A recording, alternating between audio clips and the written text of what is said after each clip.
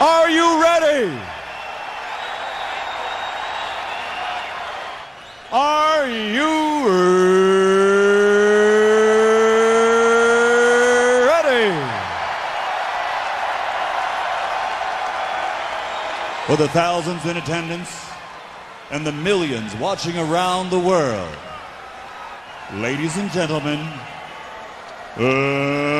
let's get ready to rumble!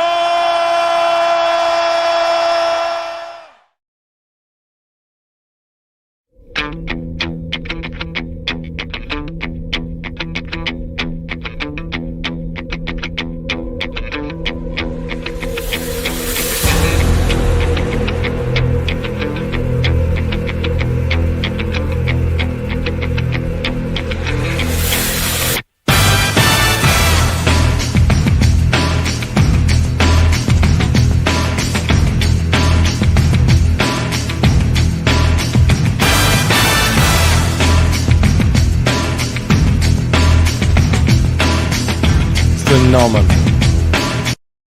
You can get it on a plank or doing business with a bank. You can get it selling a cow. Matter of fact, I've got it now. A hard-earned thirst needs a big cold beer. And the best cold beer is Vic. Victoria Bitter. It's so hard to have a gay time on your own. It could be that great chalk and biscuit coating. It's so hard to have a gay time on your own. It could be that smooth toffee ice cream in the center. Or that whole delicious golden gay time taste. Hard to have a gay time on your own. Streets. What happened, Gandalf? Why didn't you meet us? Oh, I'm sorry, Frodo.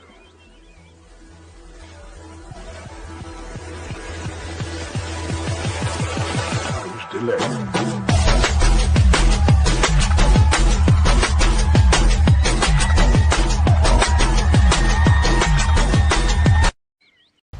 A sniper's dream, 100 megabytes of memory. He has his forehead, and after head goes praise vertical. No matter who he races, he gonna have a head start. Frontal globe. Remembers what happened tomorrow. His barber stands on the second floor. Why can you still see his forehead with the comments open? Shut his eyes. He got a lot on his mind. He's been told to hold that force all his life. Bro sweat tries before it reaches his eyes. He needs bangs. Big freeze will cause an avalanche. I wonder what time zone his forehead's in. Depends on which way he is facing. Bro starts every sentence with I know. His hairline went from landscape to portrait Lloyd. His signals stayed in the previous reel. Bro's imaginations in 4K Ultra HD. If you do an inch on his forehead, Colby would survive. His forehead says 6'5", but his eyes say 5'9". The most epic heroic song of all time. Bro's forehead has a national anthem. Bro knew this would happen. Shut it! Welcome everybody to the show. I'll just Mo says, quick, everyone tweet the stream out. We can't have Star Trek numbers. We can and we will, Mo. This is new YouTube. This is how it is. You cannot do multiple things at once. It's not allowed. Welcome everybody. It is Forwardcast. I am, well, you know who I am. There's only 9 of you in here, so you know who I am. We'll wait for the Zaid raid. How about that? I hope you were doing well. In all this time I was sitting there getting ready, I was like, oh, damn it, I haven't even done the first. But I do have a Moromi there. So he's sitting on 13, not 12, but it's there anyway. We uploaded it. Don't welcome people into your show, dear boy. It renders you powerless. I don't know about that, Corey Lander. Corey Landis. Hello, comics legend. There is Mo Biggs, the Golden Wrench himself. What's up, Sim? I saw Sim in the chat earlier. Great to see you. It's been a little while.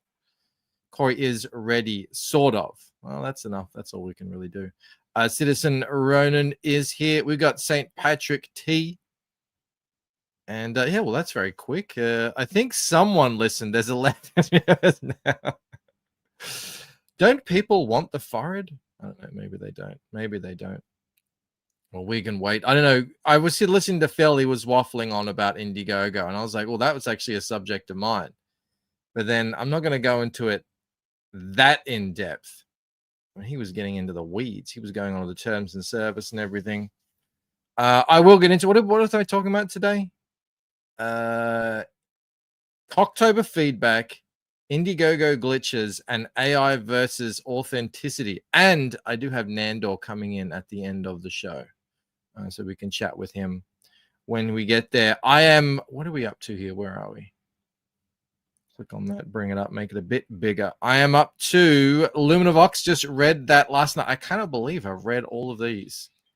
I remember reading these here. I was like, oh my God, this is thinking, how am I going to get through this? You know, up to like Sherlock Holmes, there's everything ahead of me. But now I've only got 1, 2, 3, 4, 5, 6, 7 in front of me. And I feel like these are all going to be pretty good.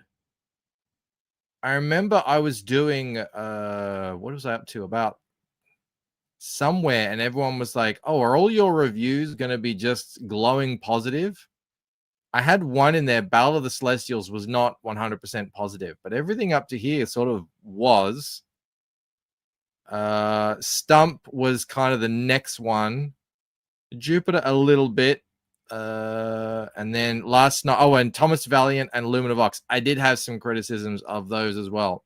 Which one is your favorite so far? Ask Comics Legend. I am not saying yet, but I will say I'll do a video. I'm going to do a top 5 video. And yeah, I think I've already found at least 3, but you know, you got to keep my options open. I reckon the Atlantean might be in there. I was thinking Shadow Kingdom is up there as well, but then I thought about it. You know what? I don't even know if it's really fully creator owned. It's not. It's like no one owns it now. It's public domain. Is that creator owned? Because, you know, Battle Big Road is based on public domain stuff, but it is its own story. This was Shadow Kingdom is literally just Robert E. Howard's story. I praise the art in Battle of the Celestials, but not the writer. The artist thanked me in the book. The writer did not. Oh, there you go. I was thanked in the book for helping promote it. What's up, Black Hat Cinephile? Great to see you. We got some more people coming in. Welcome, welcome, everybody. I don't even think Phil's finished yet, so thank you for joining us. There have been some things that I've noticed reading all these. I don't know the exact number, but I reckon it's at least 75%. It could be more. And I've read 24 books so far. 75% of them get simple key things with lettering incorrect. And I haven't pointed it out in any of them because just there's no point in me pointing out something that is so ubiquitous. Like, because I don't want to single out, like, just say it happened in, I don't know, Stump or whatever. I don't want to point it out because it happened in so many other of them. And that is the incorrect usage of the serif I, which should only ever be used as a pronoun. It should not appear at the start of a sentence or in the middle on an I. And a lot of these books, they just I guess they just have all caps on, and they get that wrong. And it's straight away, it's kind of like, hitting me there. So it's like, that's one thing that, you know, in so many books, I'm surprised it was in so many of them. I tried to tell him it's it's crazy. There were also a couple. I think, yeah, there were also a couple where I don't know why people do this. They flattened the lettering down with the art, and then you get multiple colors in the lettering, and then there could be a slight misalignment on the printer, and you get like a halo around, just like it makes the text in the lettering look blurry. and that is a major pet peeve of mine. And it's simple things, pre-press, you know. But anyway, so they're like the two things that I've noticed are a lot more common than I would expect to find, because you know these are pretty. All in all, I would say they're pretty. Even if I didn't like the story, very professionally produced books in general, but just with these issues, I'm just like, come on, this is pretty simple stuff. I'm glad Sumo could make it a 10% increase in viewers. I don't know. I mean, I don't know. I saw Sumo over in Phil's. I saw Amanda over there as well. So maybe they've given up on his terms of service chat. I don't know. Hey, Art Johnson just joined us on Instagram. There's someone. Pre-press should be quite professional in Carnal. It will be. It will be. And Jake has done the professional thing where he's left the lettering separate and still as fonts. I know people don't know this or they don't care. The fonts have their own inbuilt print setting that keep them crisp. But anyway, he's talking about Indiegogo yet. I'm not, but I'm about to. I'm just sort of griping. I wanted to do a general statement about the books I've read so far in C.O.C.tober. Stop putting capital I's with the serif on them where they shouldn't be. At least 75% of these books do it, and it's incorrect. It's such an easy fix. Phil says hello. Hello, Phil. He's still going on. The only thing he mentioned about it was that Phil had stolen his. He did steal my topic. He stole it before I even got a chance to do it. And that's the worst kind of theft. What's up, Amanda? Great to see you here. Lovely wife, Melanie, in the chat. Rick Saylor. Yo, what's up? Bancroft is spitting in the wind. The eyes have it. It's so... No, there's no... I didn't do the I1. Saw it in a common lettering mistakes in videos, and I fixed it all. Well, I would have pointed it out. None of the books that I've done pre-press on have had it, because I would have yelled at them. This is the best of my knowledge. To me, it sticks out like a sore thumb, especially if you've got big, thick, wide lettering, and then the letters are... Anyway. All right, let's do Indiegogo quickly. Even though Phil just did it. What do you guys actually, and it's good. What do you guys think of Indiegogo's update from a backer's perspective? I haven't backed anything yet using the new site, and I don't really have these issues because I haven't been on Indiegogo in such a long time. I just read a book with that issue. That does not happen in Phil. Phil knows how to letter. Dude, I was just saying 75% of everything I've read has had that issue, and it's annoying. Have you guys backed anything on Indiegogo? Have you had it? Because I think I haven't really been paying that much attention, but what I'm gleaming is it seems to be better for backers, more options, better browsing, whatever, but much worse for creators. Oh, and actually, I saw they're going to a system where you pay at the end. Is that for everyone? I don't know if that's like how if you say you can pick and choose. I don't know. Rick says, if it gets rid of the grifters, I'll adapt. Mo says, I haven't backed anything since the Switch. It's very rare for me to back anything this late in the year. I heard they don't allow secret links. Yeah, the secret links are gone because it's all about updating existing perks. So this is very much moving towards the Kickstarter model where you update what you update your pledge.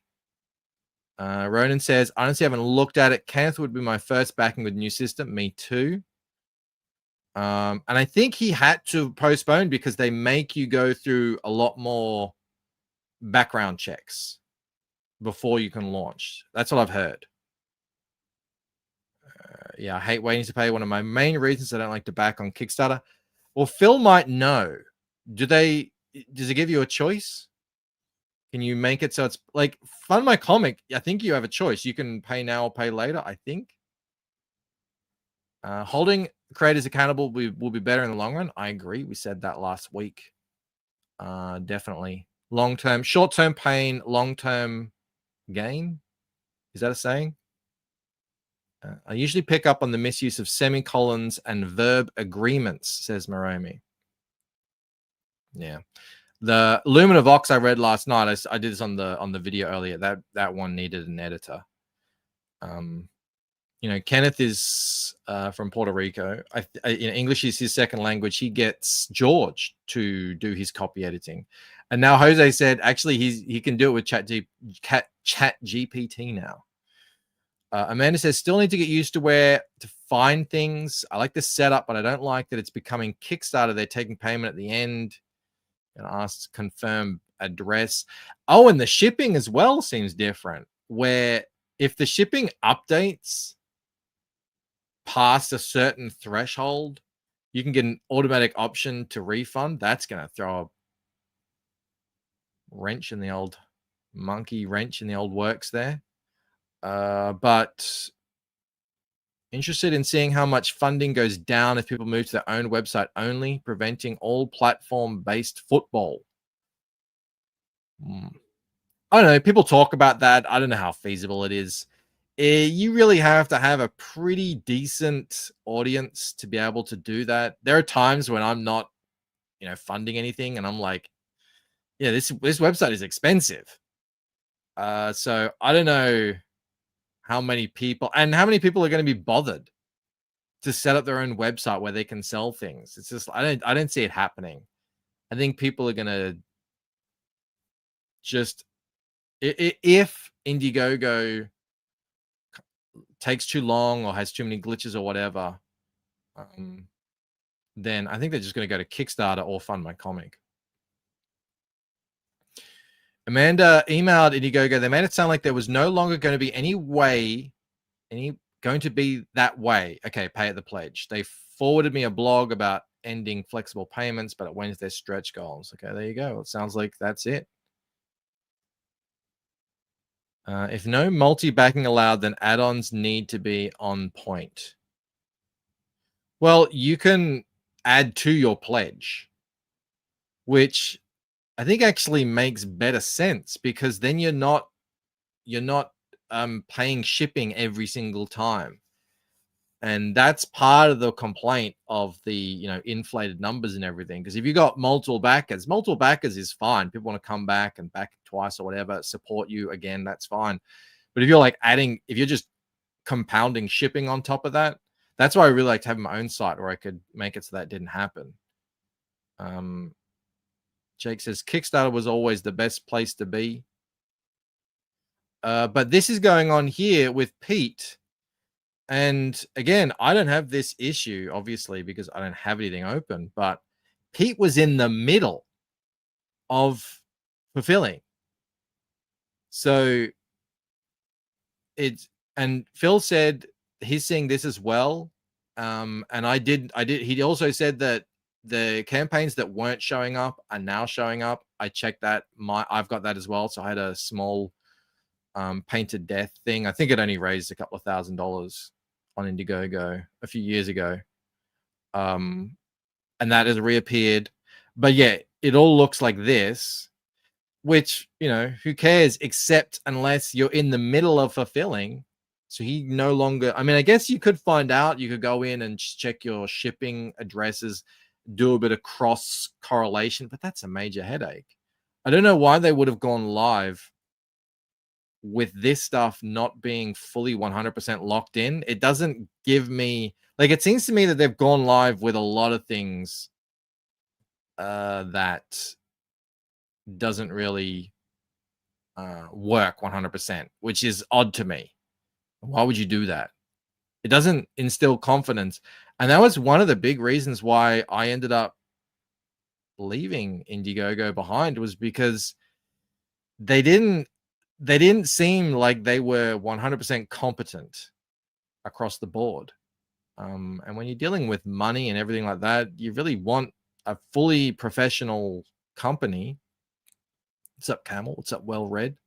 And yeah, I just felt like, you know, either they were being malicious or they were being incompetent, and either of those things didn't seem good to me. And this does not. So hopefully this gets fixed, because that's going to leave a lot of people who are in the middle of fulfilling in the lurch, and backers in the lurch. And you know, the whole point of this is to, you know, make it better for backers. Shopify, not Spotify, but yes. And that's probably the easiest route to go if you're going to set up your own site.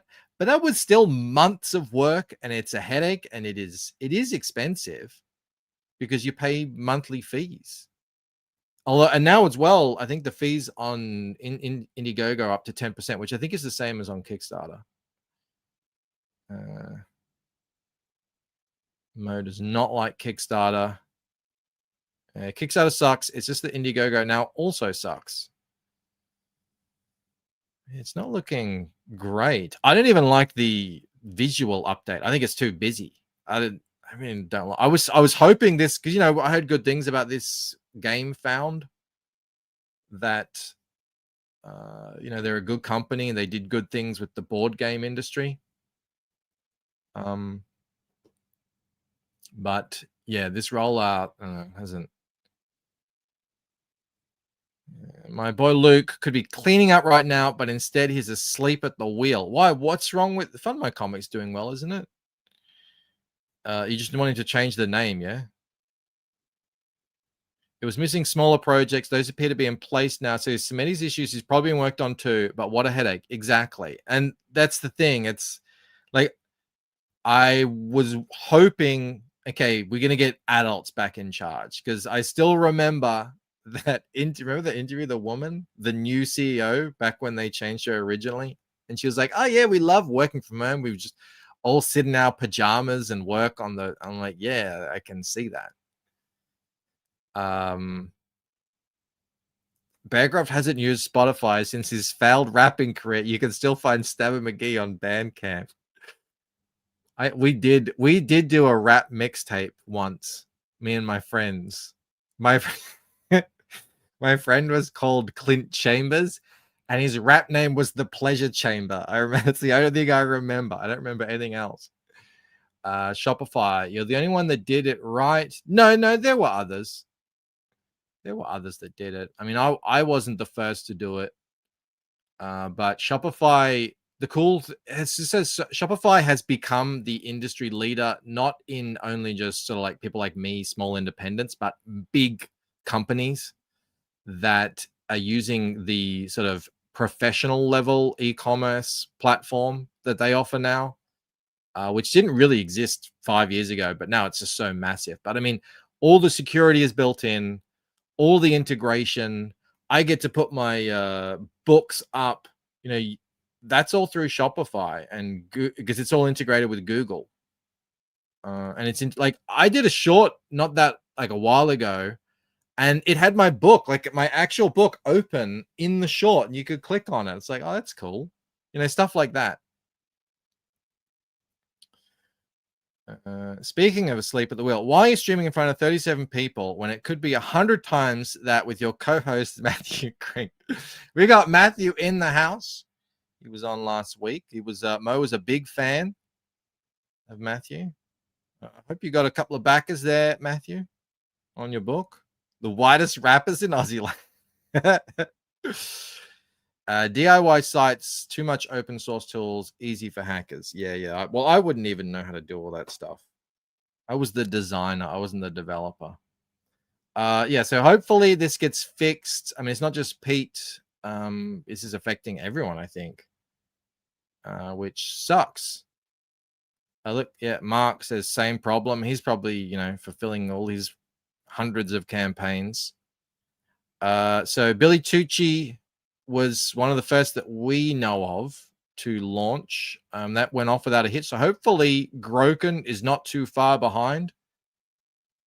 We'll see how it goes. I look forward to seeing if it's different or smooth sailing. Yeah, we'll see. We'll see. Already missed the host, Mo Biggs, and now we're stuck with his sidekick. I know, right? It is what it is. All right, next topic. Check this out. I'm gonna go on a little bit of a journey before we get to it, but it all made sense in my head. So I saw this, and apparently this guy, Michael Schellenberger, no, who is it? Who are we talking about here?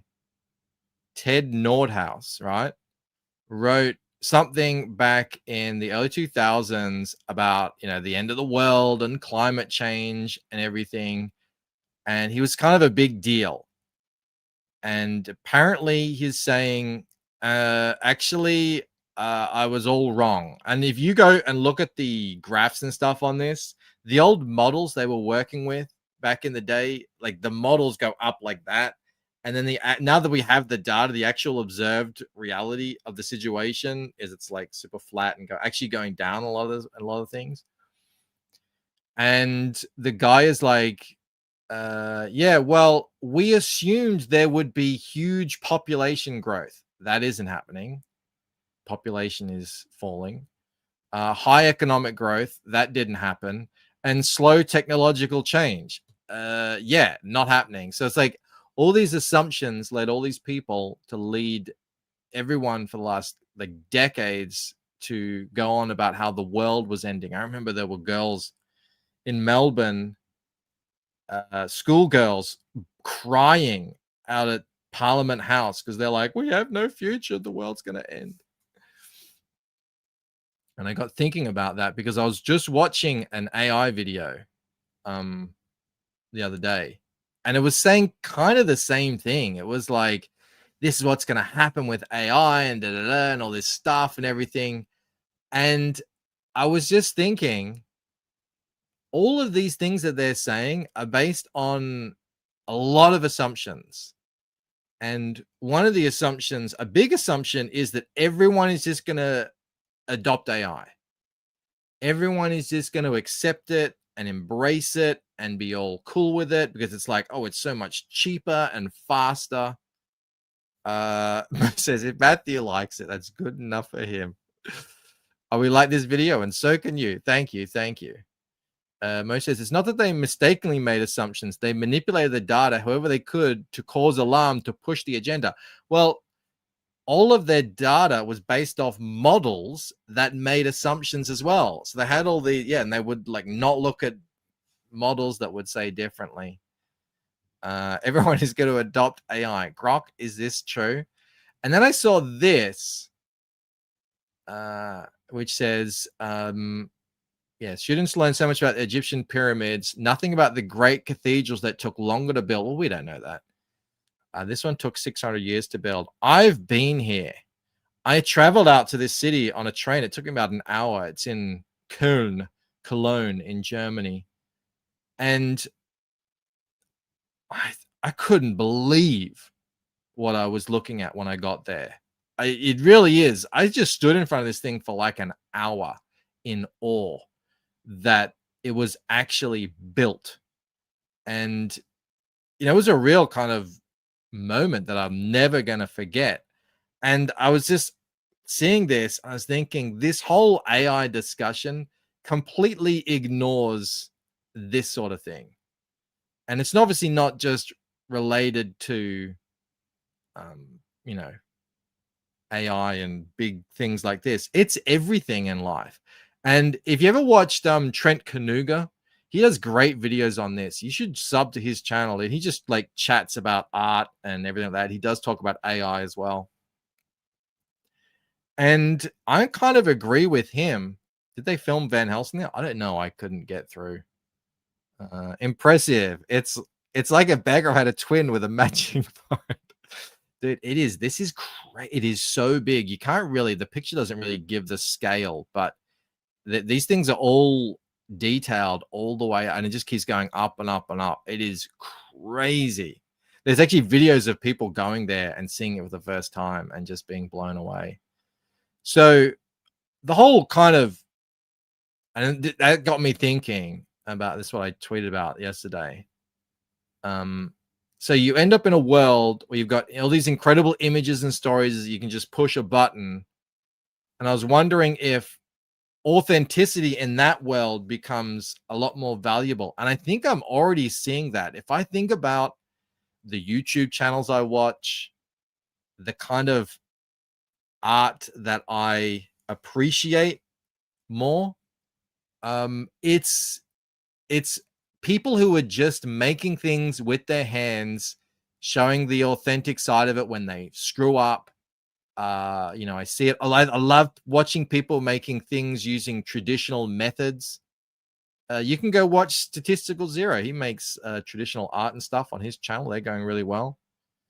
Engineering marveled before they even had higher math. It's crazy. It is absolutely nuts. Matthew says his Kickstarter's at 37%. Excellent. Mo's got the link there. Go check out Night Slayers. Cool looking book. Trent is great. Yeah, I don't know how he speaks just so extemporaneously about these really in-depth topics and actually lands on really good points. He did one a couple of weeks ago. I was like, man, just hit the nail on the head again. About art. And basically what he was saying is with the AI, if it doesn't take you any effort or time to produce it, then you're not going to value it. And if you don't value it, why would anyone else value it? And I'm hoping that's going to be a sort of a mindset change in people out there, where they do value sort of more genuine things and authenticity in art. And when I say art, I mean everything. And this obviously includes music, visual arts, comic books, and everything. People will gravitate towards interesting people and what they create over AI slop. That's pretty much what I watch on YouTube these days. And people just, making whatever interesting thing they want to make. Sort of like how everyone says social media sucks, but most don't get off it. They just accept it. Well, this is the assumption out there from all these AI videos that I watch, like people talking about AI,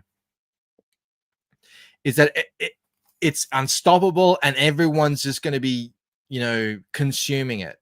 I have a question about AI that I haven't heard anyone really answer well. So just say you're a big company and then AI gets to the point where you've got the ability now to, fire all your employees and just use AI and robots, and everything's going to be made so much cheaper and easier and more convenient and faster and everything. So then their assumption is, all right, well, given the bottom line considerations, the company is going to do that because they just want to make money. What if every company does that? What if every company fires everyone? No one has a job. No one has any money now, any disposable income to buy the stuff that the AI is making easier and faster and more convenient. So it's like if everyone loses their job because of AI, because AI is trying to make everything easy to make, then they're just shooting themselves in the foot. So it's like, I just think there's a lot of assumptions going on about, the future in the exact same way, the AI future, in the exact same way that this was. Like, it doesn't take into account the human element and how people will actually respond to it. And if you look at, say, for instance, movies and the increasing CGI, overtaking of old movies now, where everything is CGI, and you've got friggin' Samuel L. Jackson sitting there with a fake gun, and then we'll put it in an AI. Everyone hates that. And it hasn't made movies better, and it hasn't made movies more money. It's made them more expensive, and they make less money. They made more money when they used to friggin' go to New Zealand and build actual cities out of the friggin' hillside. And they made actual plate armor and stuff like that. They made more money. Economically, it was a better decision because people are rejecting the AI stuff. And sure, it could get to the point, I suppose, where the AI becomes indistinguishable from something that was made traditionally. But I think that again, even that ignores the point of, I think people might actually want authenticity.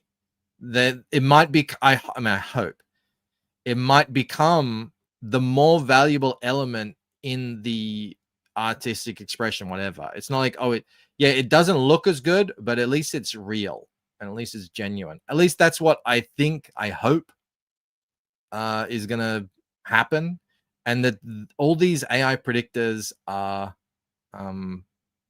ignoring, essentially.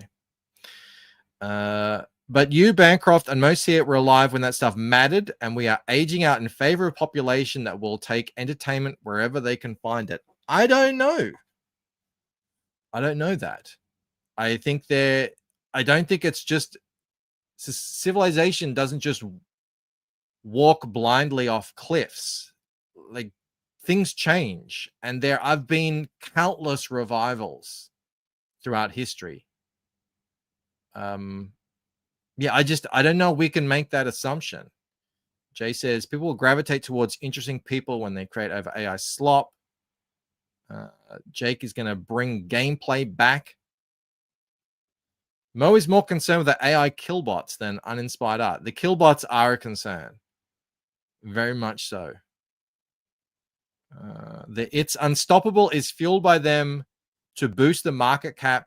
Who wouldn't want to invest in something that's going to take over the world, but it's AstroTurf? And although also with those videos, they were like, we're going to need these massive data centers to fuel this AI takeover of the economy. And it's going to destroy us and they're going to turn on us and everything. You know, you could just friggin' turn off the power. There will always be traditional artists, but mainstream is probably going to go AI to meet demands and make it cheaper. You will probably have AI directors for the project and a team to carry it out. And again, if everyone loses their jobs, if no one has any disposable income, who's going to pay for all this? I just think that there's way too many moving parts and complications for it to be as simple as they say that it's just going to take over everything. And the human desire for something genuine is something that I don't see many people taking into account. They say it's going to take everyone's job, so their stock looks more appealing as an investment. Execs don't care if people below them have a job unless it makes their work harder. But even the executives, you're the executive. You're the one guy left in the company. You're not making your company more profitable if what you're selling or the service you're providing has no utility anymore because no one can afford it because you fired everyone, you know? It's like a feedback loop. The economy... The free market is a mysterious thing that you like. I just feel like it's not going to work exactly like that. They still make vinyl records, Bancroft. There always will be those who seek out different mediums and experiences. Any gear, it's going to be tough to recognize the human element, and people messing around with the programs doing memes are training it for free. Yeah, I don't think there's any stopping the technology, but I do think it's just not going to be as instantly accepted as everyone is thinking it's going to be. That's what I'm sort of thinking anyway. AI makes it too easy to see a bunch of tards flooding the market with the dumbest shit. It will be hard to find anything. That is a concern. That is true.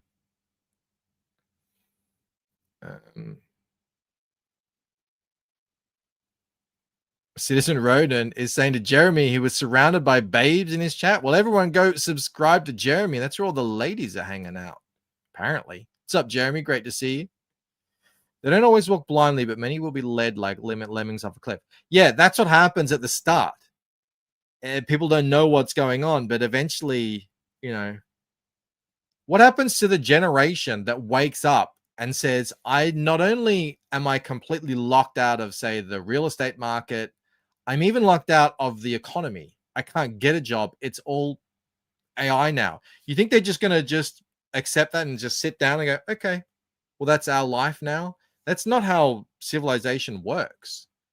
Like revolutions happen, revivals happen, things get destroyed, unless the AI gets to us first. The big problem they will run into is power to run it all. That is true. As a fan, I won't buy books that have AI generated pages. And I think that is going to be, and it's not just for comics. I think that's going to be a big thing. People won't value it if they're like, oh, AI made this music. Well, if AI made it, I could make it. So why would I value it? I'm not going to listen to it. I feel like that's going to be a big sentiment, Okay, Mo's figured it out. You're not going to make money if you're the last executive with human employees unless all your employees are just buying the stuff they make.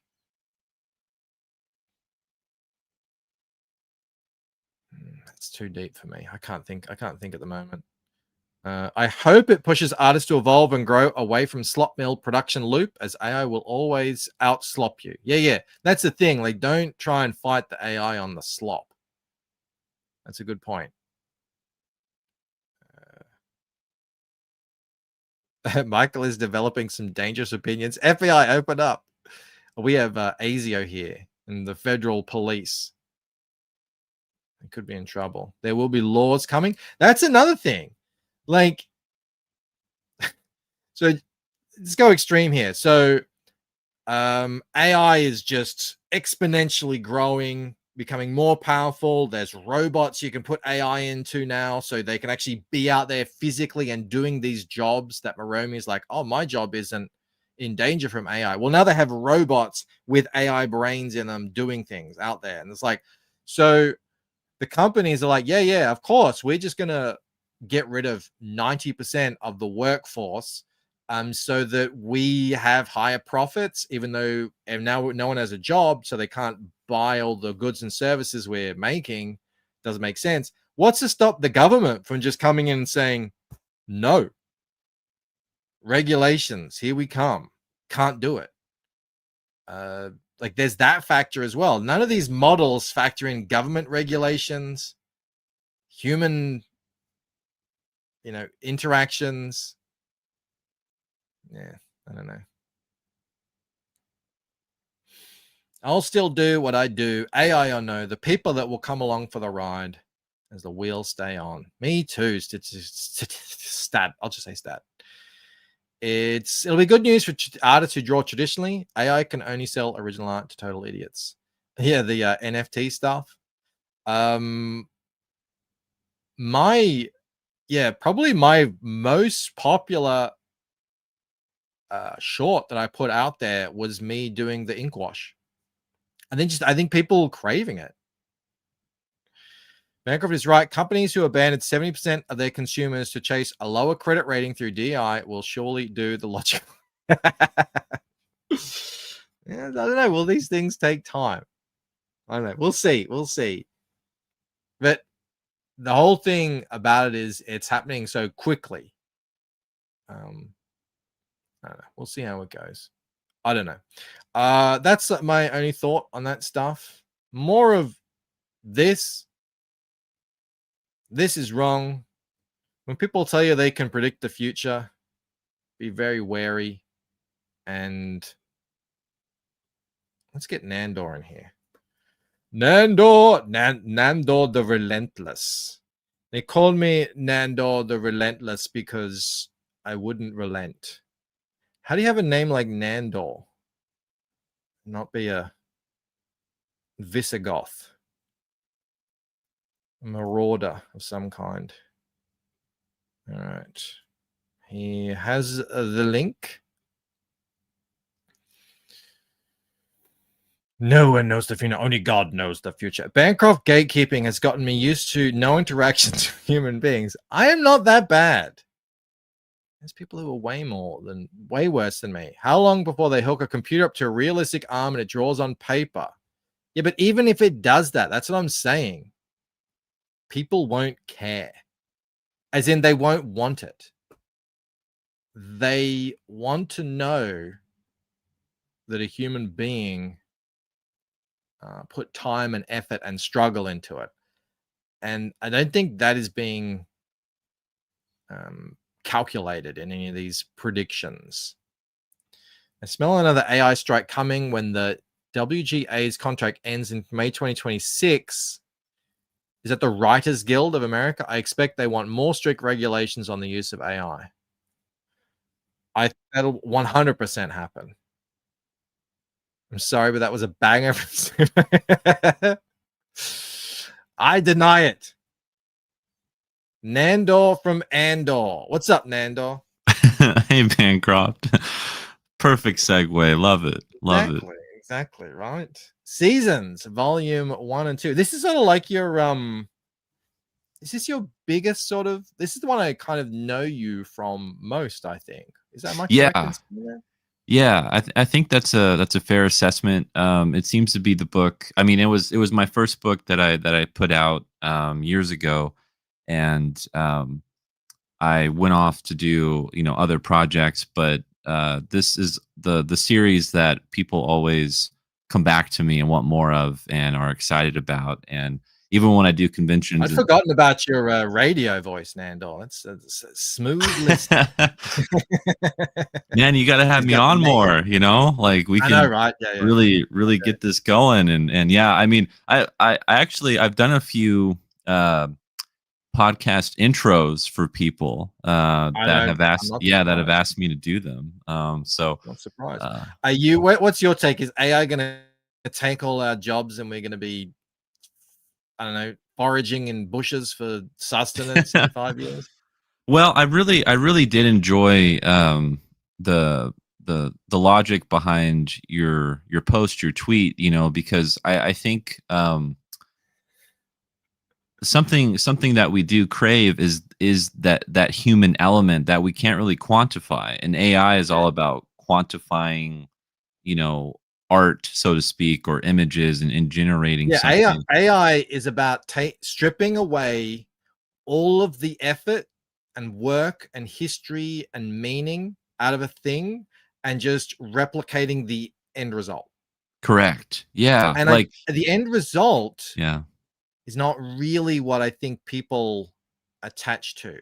No, the marvel behind art is, how did you do that? How? Like, and that you chose to do it, like this thing, like this, the marvel, like this is obviously a marvelous thing. But to me, the marvel is when I stood in front of this, I couldn't believe that people made it. Right. It wasn't that it was made. Like if robots just 3D printed this and I went in front of it and I looked up and said, oh, wow, that was a pretty nifty machine, but I wouldn't be in awe. I was in awe.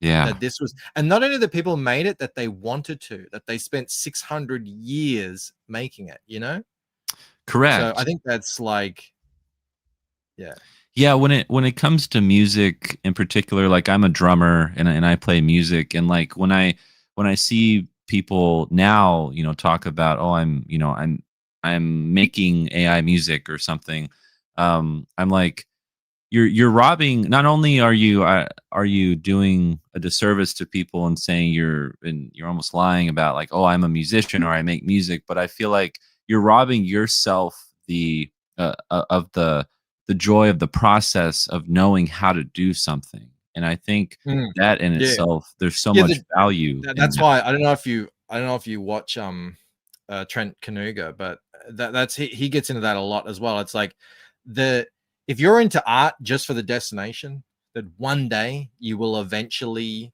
be somebody in art, you're going to give up, because you have to love the process of writing and struggling and creating and drawing and whatever your art is, right? So Right. otherwise, you're never going to make it. And if it comes too easily to you, that's another point he made, because it's all AI.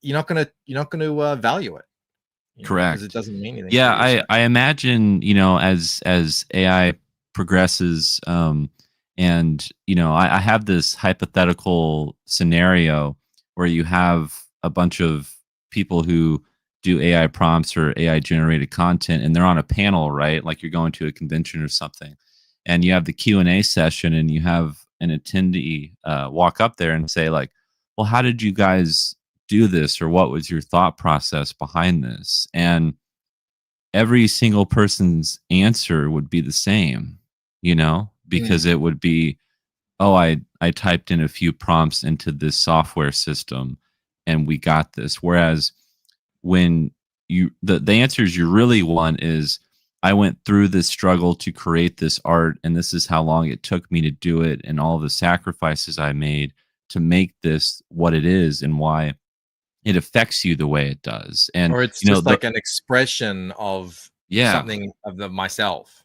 Exactly. And I'm not anti AI. Like, I like some AI stuff as a tool. Yes. That Yeah. used to do certain things. I'm not just like, get rid of Oh, all it's AI. highly I mean, you highly can't even, efficient, genies and out of the bottle. and if you're having robots do robotic things, like sifting through spreadsheets or compartmentalizing so many different algorithms or data entry points to like help be more efficient in business or whatnot, like that makes sense to me, because it's when it's when you start branching over to the ethically muddied waters of like, well, how does this translate into art, and how do we appreciate it?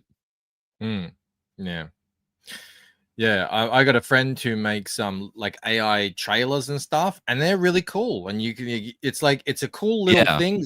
I can see this thing now, and maybe you can show that to someone, and they can see something though that they wouldn't have seen otherwise. Because it's not like we can make high end trailers and stuff, but like that's something that we can see now, and maybe that's something we want to like work on in the future and make this story into a reality. Stuff like that. I think that's fine. I think that's good.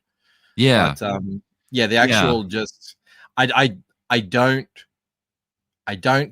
don't foresee it's just gonna blindly roll over all arts and destroy everything. I just think there's gonna be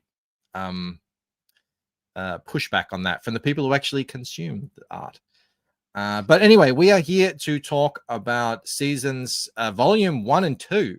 All human made. All human made. And how many pages all up are we talking here? Yeah, we're talking for both volumes over 200 pages, about 210 pages. It's 105 pages per volume. So if people haven't heard about Seasons before, what's a quick rundown on what sort of book it is? Yeah, Seasons is M. Night Shyamalan's Unbreakable meets James O'Barr's The Crow. It's a supernatural graphic novel series about a young man whose abilities change with the seasons of the year. And so the entire concept is following this character, Fletcher, and showing not only how he adapts to these changes, but how he has to face all of these obstacles in his way, and to try to become the person he was always meant to be. So does that mean he has like 4 sets of different powers that come up during different times of the year? Correct. Yeah. All right. Correct. Okay. And are they related to the seasons? Like he's got a wintry sort of what are the powers? Yeah, and like so in spring he has like light and dark, and he can like manipulate electricity and like powering something on. He also has the ability to read people's thoughts. He's kind of an empath in a way, and can see what people are really thinking and feeling.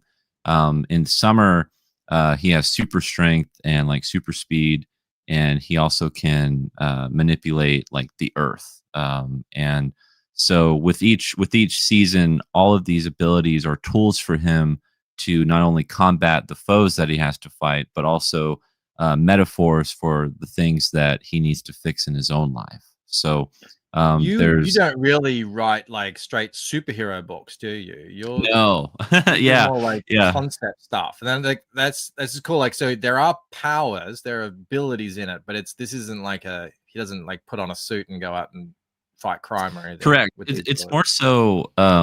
I would say the powers, while they are a feature, they're just one cog of the machine of what the Mhm. story really is about. And it's, initially, I grew up reading superhero comics, and I loved the idea of a character whose abilities were not stagnant, and that's really where the idea of seasons came from. But I didn't want a character who I didn't want to follow any superhero tropes. So like this doesn't have any of that. It's more so uh, the the idea of change and how that affects people, and how you could follow a character from the beginning of a year to the end of the year and see who they will turn out to be. So that was really where everything was clicking for me as a concept.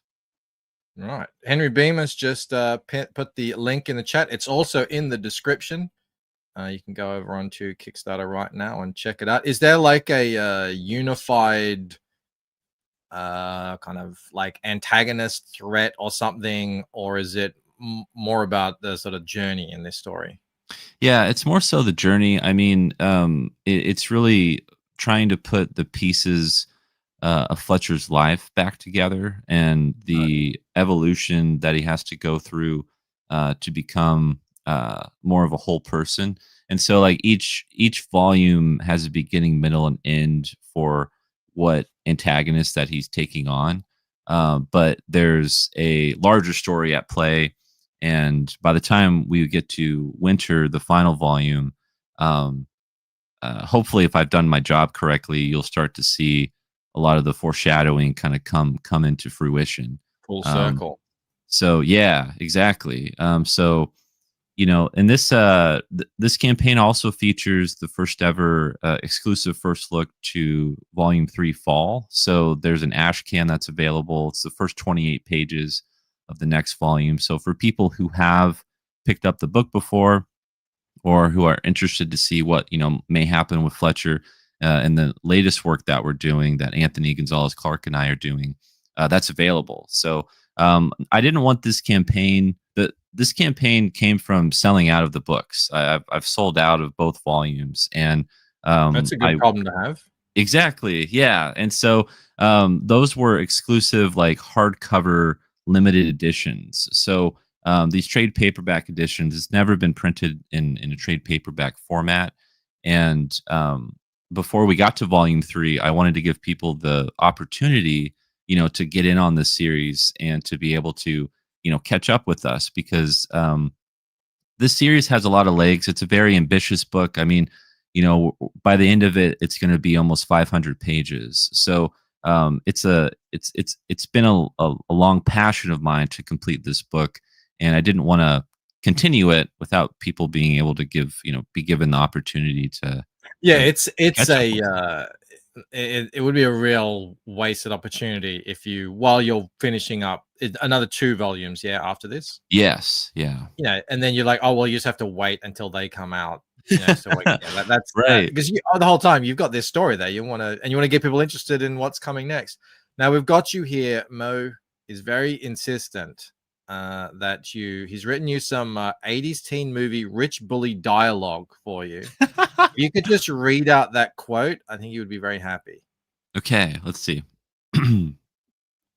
Look, geek, I don't wear second-hand clothes, and I don't want a second-hand girlfriend. There you go. There you go. There you go, Mo. And also he says, will you be offering a prequel, 500 Pages of Summer?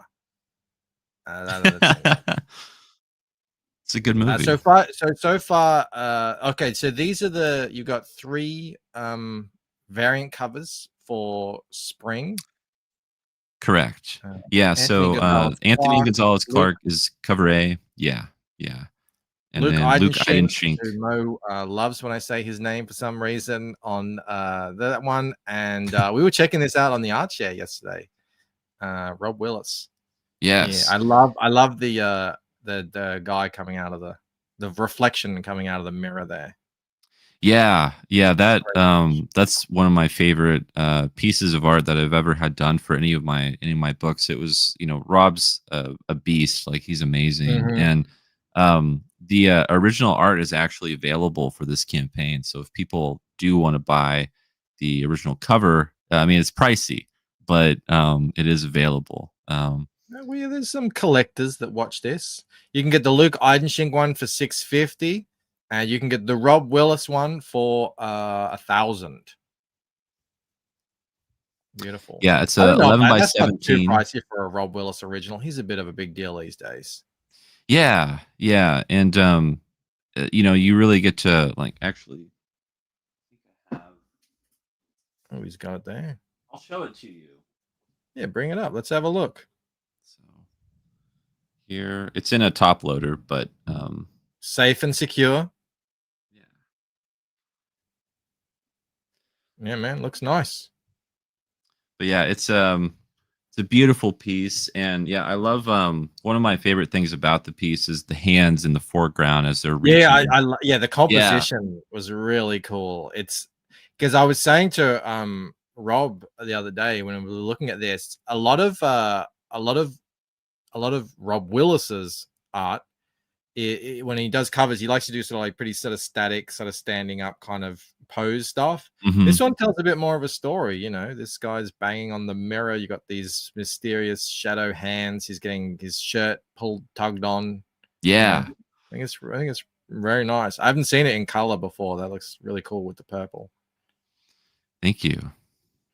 Okay, so here's summer. Are there also, you got 3 covers for summer as well? Correct. Yeah, and the Rob Willis cover is a crowdfunding exclusive, and so is the Corey Barton cover for for summer.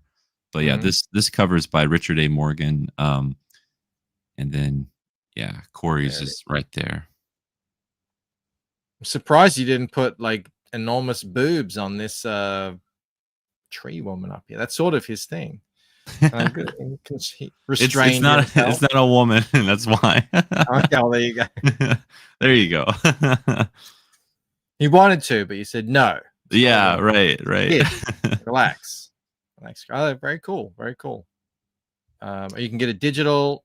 You can get it in a bundle. How much are these things just by themselves for the? Yeah, so the physical edition of the trade paperback for both books is $15 each.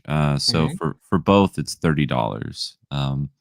And the variant covers, are a little bit more expensive. But yeah, so the baseline is $15 per volume. I see. Yeah, I hear. So you can get the full season's up-to-date reading experience. In physical form for $30 plus shipping. Is that correct? Yes. Mm-hmm. There you go. Oh, and there's a bundle. You got some T-shirts and other stuff. Yeah, that's my catch-all, Foxhole Comics. So like everything that I've published, and the Foxhole Comics T-shirt. So if you are interested in, me, if you wanna really support the campaign and support my work, like that's where you can get everything that I've worked on. Nice. There you go, man. It's a really cool concept. Like I said, I don't know. Like I've seen you, out there talking about seasons for years now. I don't know if I've actually stopped and listened to what it's actually about, but that's a very unique concept. Thank you. Yeah, I mean, I wanted each story in this series, to have its own flavor and its own identity, and it made sense to kind of play with to play in this playground, so to speak, of like how could I write a series but not have it feel stale over time, and even with Fletcher as a character, to be able to have to grapple with these new things he has to discover about himself, in his world, but also with what he can do, and something that's really cool about what he can do. It's very complicated within the story, and visually is something Anthony and I had to really talk about and how we could make it work. But when he does these supernatural things, people do not see him doing them. So they only see like the after effects of his abilities and what he's able to do.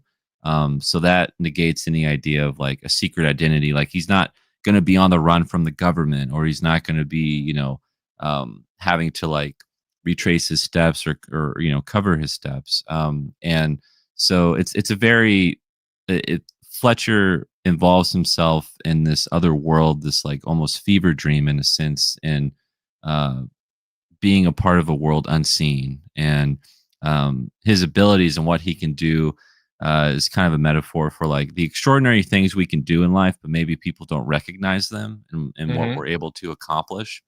Yeah. And he's that voice for people who feel as though like, hey, I'm doing this really cool thing, and I'm saving people's lives, but no one recognizes this, no one can see what I'm doing.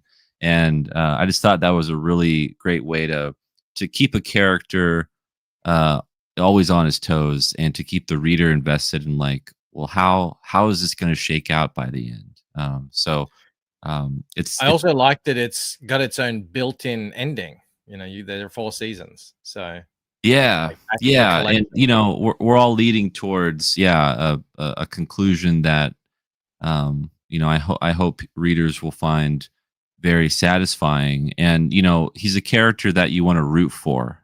He's really down in the dumps and in a dark place in volume 1. I kind of summarize volume 1 as like a character in a dungeon or in a pit, and in volume 2 he's in the wilderness, and volume 3, and volume 4, and so on and so on. There's kind of different thematic cores to each book, Yeah, in showing this evolution. When you think about the seasons, just how different life is in each one, we all know that. Those of us who live in a temperate climate, at least, Right. Yeah. summer is just a different vibe from winter, and the others as well. So I think that's a really, I've never even thought about that as a premise.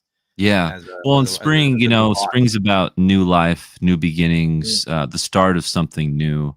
And as we, start in spring, and as we finish with winter and we're going back, it's like that full circle effect of, well, how can I transform myself, and how can I let go of the past and look towards the future? And Fletcher is a character who is stuck in the past. He's stuck in a cycle of his own. And this series is about breaking old habits, making new ones, trying to transform yourself into the person that you've always wanted to be, but you never felt you had the tools. And these abilities that he has are the tools for him to be able to do this. Well, it sounds really cool, man. Now is the winter of our discontent. Winter will be the last one. Correct. Yeah, that'll be the final volume. Of course. Yeah. It starts with spring, it's going to end with winter. Yeah, and yeah, so we've been working on this series for a long time, and Anthony and I have both been working on other projects while we've been working on seasons.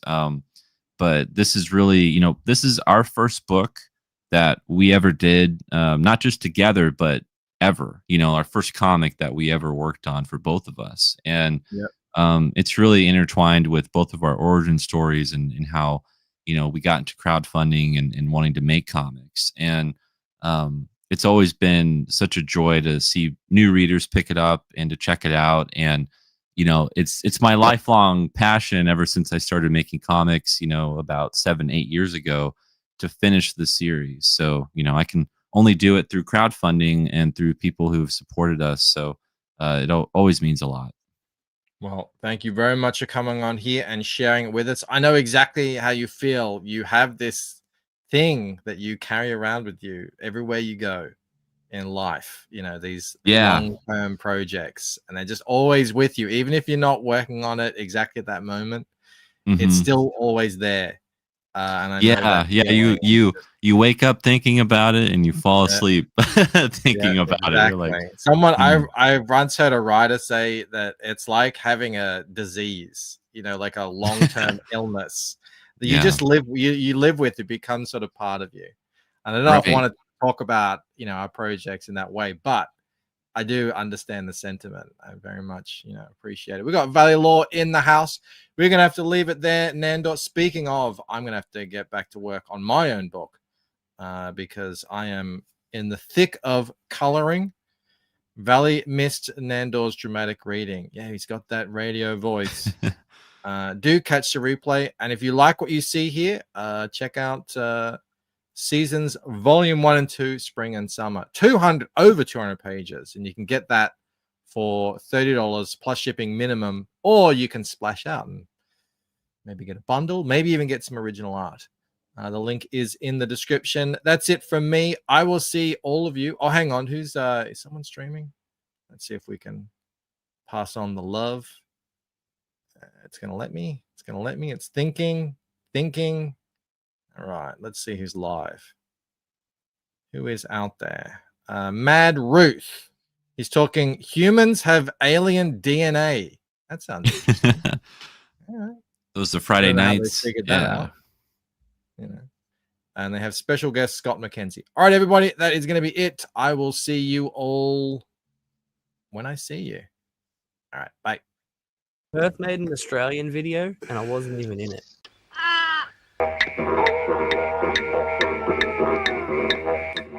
Emotional damage.